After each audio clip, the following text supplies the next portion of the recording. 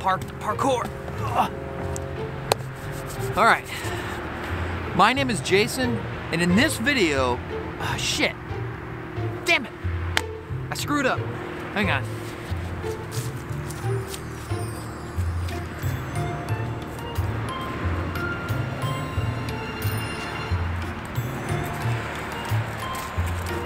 More parkour. My name is Jason, and I am a small creator. That was bold, right? I'm also freezing my ass off. So what do you say we just go back into the house and finish this conversation? Why am I hunched over? Let's go.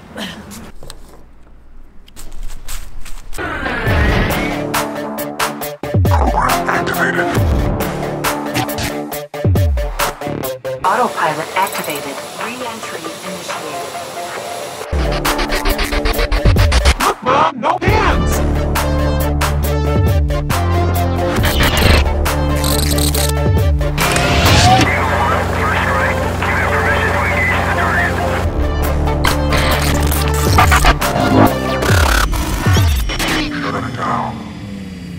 All right. I don't know what that is. This is my journal. I started journaling lately. I don't know if that's something that you guys. This is a different video altogether.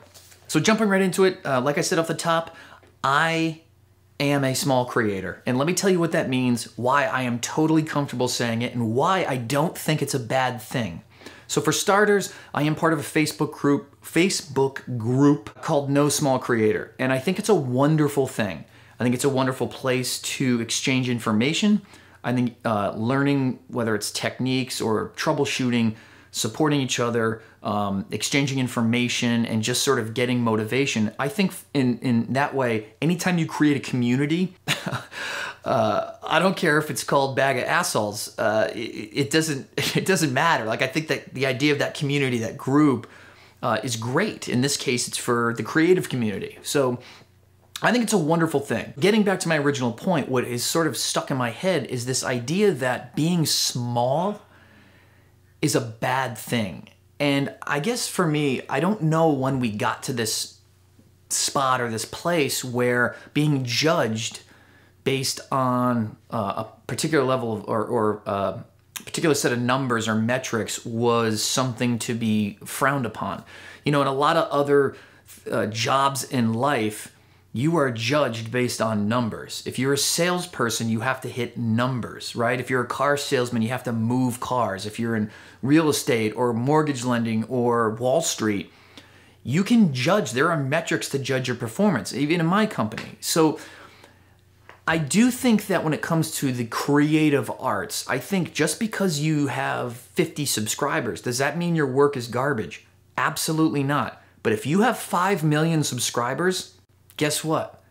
There's a pretty good chance your work actually is good, or whatever niche you're in. At the very least, it's polished and you've built an audience, which is informing the viewer that you might know what you're talking about, or at the very least, you have a community and you've built a successful brand or business or channel on your own.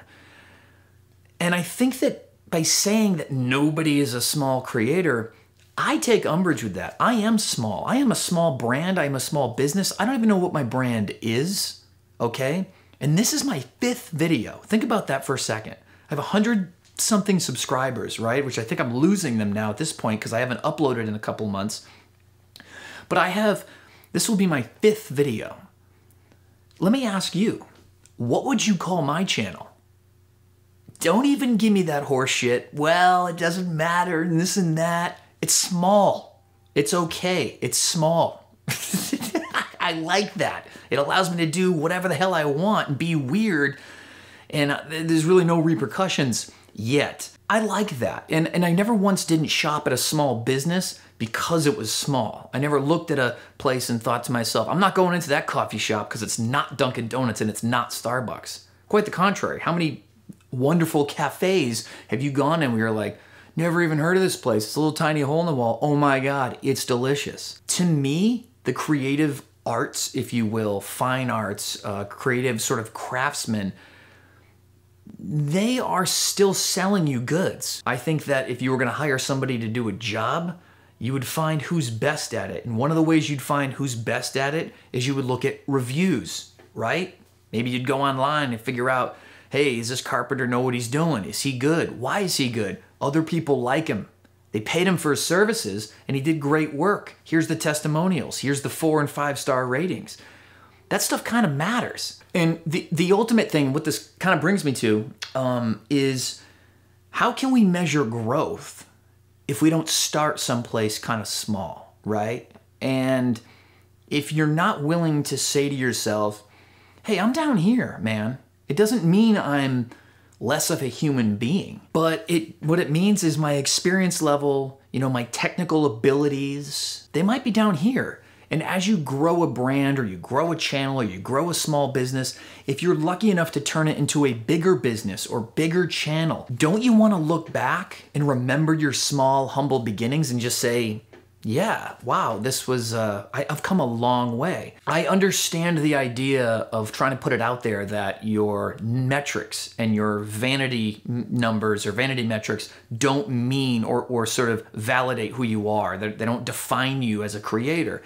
But at the same time, it's not that I disagree, but I think that's part of the equation. You start in small, humble beginnings and then you put in the work, you put in the time, and you see that growth. I don't think you can have it both ways. I don't think you can go out there and sort of trumpet. Did I say trumpet? Am I like what is this? Am I doing that? What? In closing, to try to bring this somewhat full circle here, I just want to give you an example of an experience that I've had and that sort of has helped shape a little bit this point of view. And that is, I've had people in the No Small Creator Facebook group reach out to me to collaborate on a project. A small video, shoot something together. And it's an awesome feeling.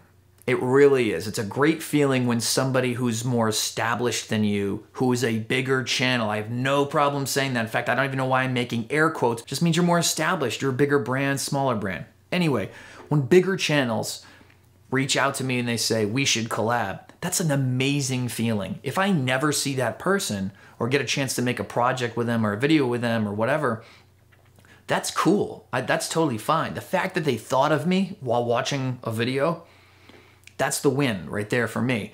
But I have had a few people reach out, and then when I've followed up, whether it's the amount of videos that I have released, which this will be my 5th, whether it's like I said, the pacing of the content, whether or not there's just not enough of it out so they know if it would be a good fit, or I'm not gonna drive any traffic their way. I know that kind of sounds like the cop-out, like that must be why they're not getting back to me, but can you blame me for thinking that? And here's the thing, I'm okay with it. I'm not blaming that experience on here's why I think it's horseshit. No. It makes sense to me. I think it's a little contradictory. I have experienced the, hey, let's do something together, and then 3 weeks goes by and I haven't released a video, or I've only released one in those 4 weeks, and my follow-up email goes unanswered, or my follow-up message goes unanswered. And there could be many reasons for this. All right, so if you've come this far, a couple things. I have a big collaboration. Ironically, I'm just talking about it, but I do have a collab coming up in like a couple of weeks, which I'm super stoked about. It's the first one that I'm gonna do, so stay tuned for that. I am still writing a sort of longer form voiceover type piece about balance, because it's something in the last couple of months that has kept me from this platform and kept me from creating. So it's something that's kind of personal. So I like to take my time with those projects, but I'd like to do more stuff like this once in a while. If you think I'm full of shit, let me know in the comments. If you love me and you just want to get closer to me, not in a creepy physical way, but you're just like, hey, I need to know more about you because I have an unhealthy obsession, go ahead and let me know that too.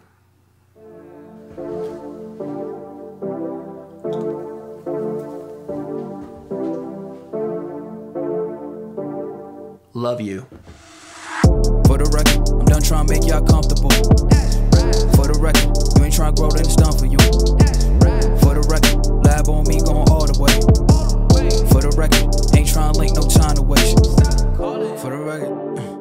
For the record, yeah. For the record, yeah. For the record, yeah. For the record, for the record.